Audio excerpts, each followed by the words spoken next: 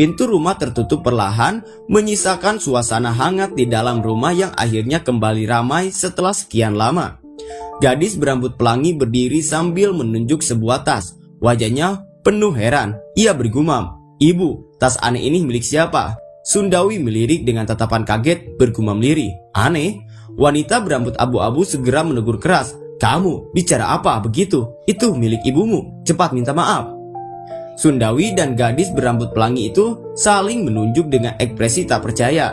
Keduanya serempak bersuara, "Kita bersaudara? Jangan-jangan waktu bayi kita tertukar." Ibu mereka pun lalu berkata, "Sudahlah, ayo makan buah." Gadis berambut pelangi hanya diam menatap tajam sambil menggenggam sebutir anggur. Ia memperhatikan Sundawi yang lahap menyantap buah. Dalam hati merasa heran, kenapa orang gemuk ini bisa makan sebanyak itu dan kelihatan begitu kampungan. Namun akhirnya ia ikut memasukkan anggur ke mulutnya, tersenyum tipis seolah menemukan sesuatu.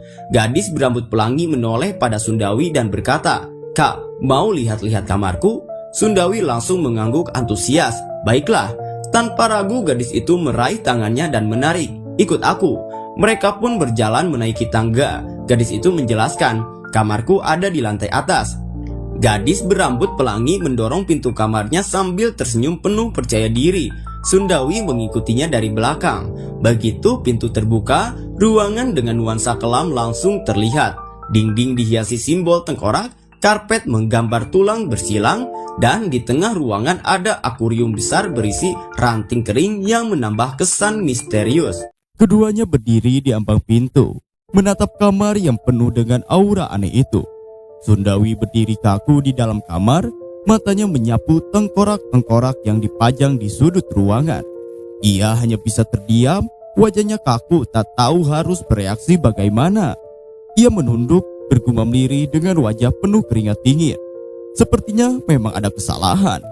Pandangan matanya lalu tertuju pada akuarium besar di pojok ruangan.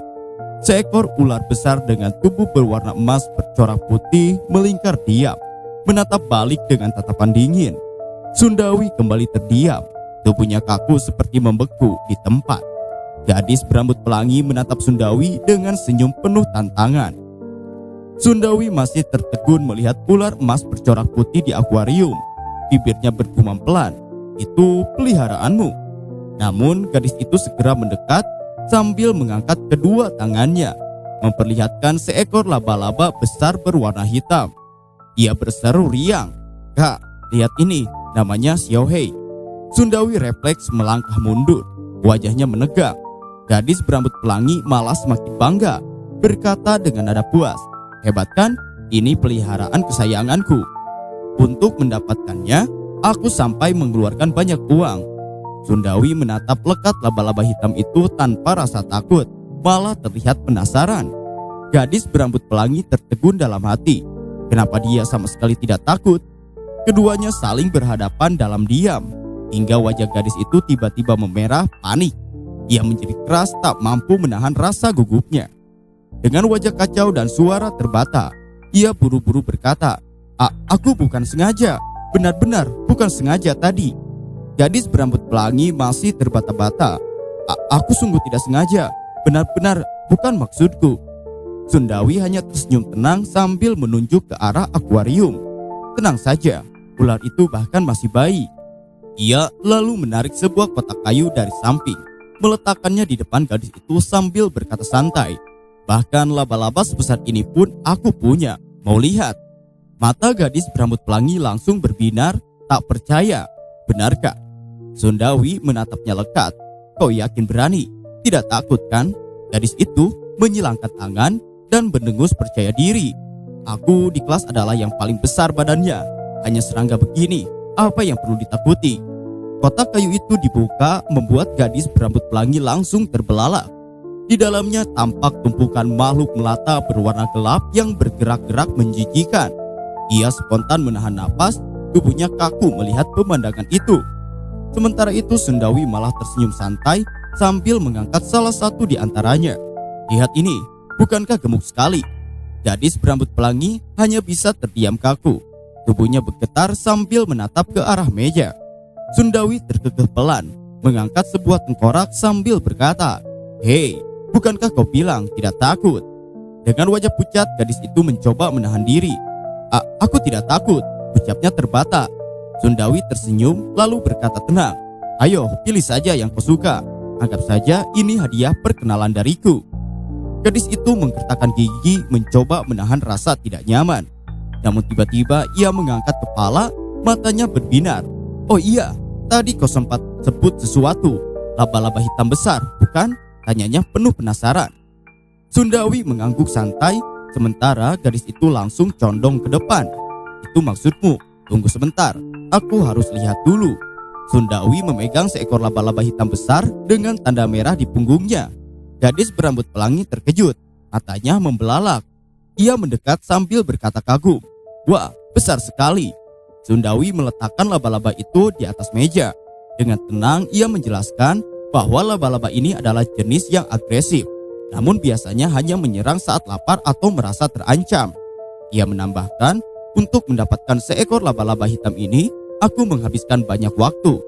Gadis berambut pelangi menatap Sundawi dengan heran, lalu bertanya, "Dipilih, bukannya ditangkap?" Sundawi tersenyum kecil, lalu teringat kembali. Ia menceritakan pengalamannya masuk ke dalam sebuah gua yang gelap dan dalam, di mana ribuan laba-laba hitam memenuhi setiap sudut. Dengan hanya berbekal obor, ia menghabiskan waktu seharian penuh untuk memilih satu ekor laba-laba yang akhirnya ia bawa keluar. Mata gadis itu berbinar kagum.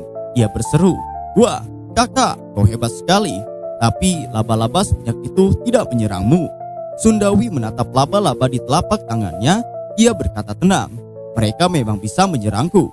Tapi kalau itu terjadi, hanya ada dua kemungkinan yang menungguku."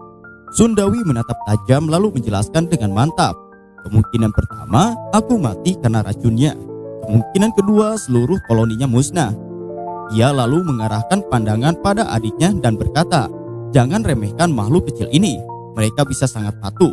Lihat baik-baik." Sundawi memberi aba-aba. Laba-laba hitam itu langsung berdiri tegak seakan memberi hormat, lalu menunduk rapi seperti sedang memberi salam. Gadis berambut pelangi terbelalak tak percaya dengan apa yang baru saja ia lihat. Gadis berambut pelangi bersinar penuh kagum. Ia berseru, "Wah, kakak, kau benar-benar hebat. Aku sangat mengagumimu." Sundawi tertawa puas, lalu berkata, "Yaoi, masih banyak hal hebat dariku yang belum kau tahu." Dengan mata berbinar, gadis itu tiba-tiba mencondongkan tubuhnya dan bertanya antusias, "Benarkah, kakak, apa kau bisa balapan mobil juga?" Sundawi langsung terdiam, keringat dingin mengalir di pelipisnya. Ingatan singkat tentang arena balap melintas di kepalanya. Ia menelan ludah, lalu mengulang dengan nada ragu, "Balapan mobil." Seorang gadis kecil muncul dari balik pintu, bergumam pelan, "Kakak, apa kau sebenarnya tidak bisa balapan?" Laba-laba hitam di tangan Sundawi tampak ikut terkejut. Namun Sundawi segera menegakkan tubuh dengan penuh percaya diri. Ia berseru lantang, "Tentu saja, aku bisa. Itu terlalu mudah bagiku." Dengan wajah penuh keyakinan, ia membayangkan dirinya memegang setir mobil lalu berkata, "Aku ini dijuluki dewa balap dari Gunung Jinfeng." Gadis berambut pelangi pun terpesona. Matanya berbinar kagum. Ia berseru, "Luar biasa, kau benar-benar hebat, kakak." Gadis berambut pelangi atau Xiaoyi mengepalkan tangannya dengan semangat, lalu berkata lantang, "Kakak, malam ini temani aku ke arena balap. Kita harus mengalahkan bajingan yang disebut Raja Balap itu." Sundawi terdiam membeku. Laba-laba hitam di tangannya pun tampak ikut kaku. Keringat dingin mengalir di wajahnya, sementara pikirannya gemetar. Dengan wajah pucat, ia hanya bisa bergumam lirih, "Selesai sudah." Singkat cerita, lintasan balap yang gelap dan sepi terlihat terbentang. Jarum petunjuk kecepatan naik tajam pada pedal gas diinjak kuat. Sebuah mobil sport melesat kencang meninggalkan jejak cahaya di belakangnya. Lampu hijau menyala, tanda dimulainya balapan. Di dalam mobil lain, Sundawi dan Xiaoyi fokus menatap jalan di depan. Tangan Xiaoyi menarik tuas perseneling dengan cepat. Xiaoyi menatap lurus ke depan, ekspresinya penuh fokus dan dingin. Sundawi mendesah, tampak sedikit terkejut namun tetap berusaha tenang. Mobil merah itu melesat di tikungan tajam. Bannya berdecit keras saat melakukan drift melewati deretan mobil lain yang terparkir di sisi lintasan. Dua pria berdiri di tepi lintasan. Salah satunya mengenakan kacamata hitam sambil mengejek, sedangkan yang lain hanya menyilangkan tangan dengan senyum tipis. Xiaoyi menatap tajam, memanggil nama seseorang dengan suara tegas. Tak lama, seorang gadis berambut merah muda muncul. Ia terlihat lega sekaligus khawatir, lalu berkata dengan nada penuh keluh, menanyakan kenapa ia datang begitu lama. Seseorang menutup pintu mobil dengan tegas, tanya. Xiaoyi menyilangkan tangan lalu bertanya pada gadis berambut merah muda dengan nada dingin, apakah orang yang disebut anjing kuat sudah datang? Gadis itu mengangguk cepat, wajahnya berbinar penuh semangat. Ia menjelaskan bahwa sejak tadi orang itu sudah hadir, bahkan membawa seseorang pengemudi baru yang dijuluki Dewa Jalanan. Barusan pengemudi itu menunjuk drip yang membuat semua orang kagum. Xiaoyi mendengus meremehkan. Dengan penuh keyakinan ia menegaskan bahwa hanya kakaknya lah yang merupakan pengemudi sejati. Xiaoyi berdiri di samping Sundawi. Dengan nada tenang ia memperkenalkan gadis berambut merah muda yang ada di sebelahnya. Dia bernama Sinsin, sahabatku, ucapnya. Sundawi menggaruk kepala sambil tersenyum kaku, lalu memperkenalkan dirinya sebagai kakaknya Xiaoyi. Dengan penuh percaya diri ia menyebut dirinya adalah dewa balap Gunung Jinyun. Namun Sinsin hanya melirik ragu dengan suara pelan. Ia bertanya pada Xiaoyi, apakah kakaknya itu benar-benar tidak bermasalah. Tiba-tiba cahaya lampu mobil yang terang menyoroti ke arah mereka. Xiaoyi langsung menoleh dingin, sementara Sinsin terkejut dan berteriak, Itu sudah datang. Kemudian beberapa wanita terlihat merapat pada seorang pria bertubuh besar.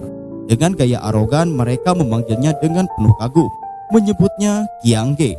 Pria bernama Qiang itu tersenyum sombong sambil menghisap cerutu seolah dirinya adalah pusat perhatian di tempat itu. Namun Xiaoyi menyebut namanya dengan nada meremehkan. Qiang? Anjing Qiang maksudmu? Qiang tertawa terbahak-bahak, mengejek lawannya karena sampai sekarang belum juga pernah menang darinya. Tak lama deru mesin terdengar keras. Dua mobil melesat, satu berwarna merah dan satu lagi berwarna hitam saling mendekat di lintasan. Dengan tatapan penuh tekad, Xiaoyi membalas ejekan Qiang dengan suara dingin, menegaskan bahwa kali ini ia tidak akan kalah dan akan membuktikan siapa yang benar-benar terkuat. Xiaoyi dengan tatapan tajam meletakkan sebuah koper besar di hadapan semua orang, lalu membukanya dengan keras.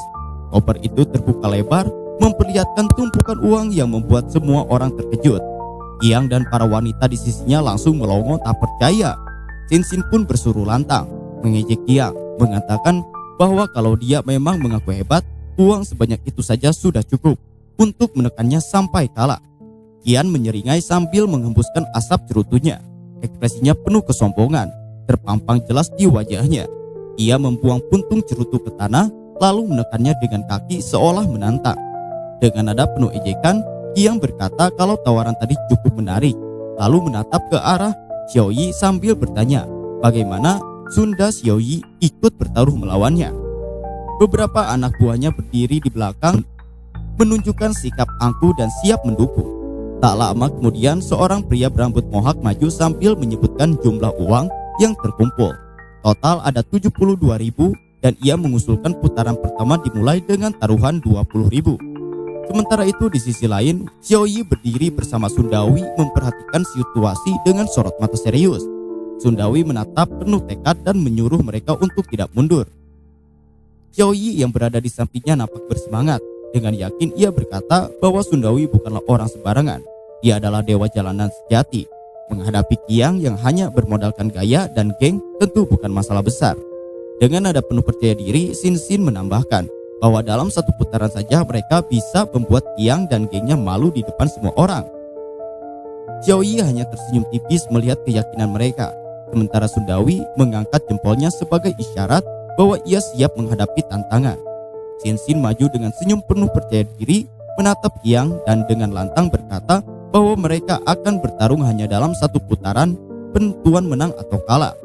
Dengan nada menantang ia bertanya kepada si anjing kepala, berapa besar taruhan yang berani dipasang. Qiang tersenyum menyeringai, jelas meremehkan. Ia melangkah maju sambil berkata bahwa itu terserah mereka. Dengan angkuh, Qiang menambahkan bahwa kali ini ia membawa 330.000 dan kalau perlu ia masih bisa menambahkan 300.000 lagi.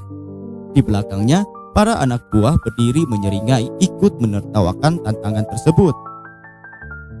Tak berhenti di sana, Kiang pun mengangkat tangan sambil menyebutkan bahwa dengan perhitungan rasio 5:1, jika mereka beruntung menang, maka bisa langsung membawa pulang 3.600.000. Sementara itu, Xiao Yi menatap Kiang dengan tatapan dingin, sedangkan Sundawi tetap tenang di samping mereka, siap menunjukkan siapa penguasa sejati di jalanan malam itu.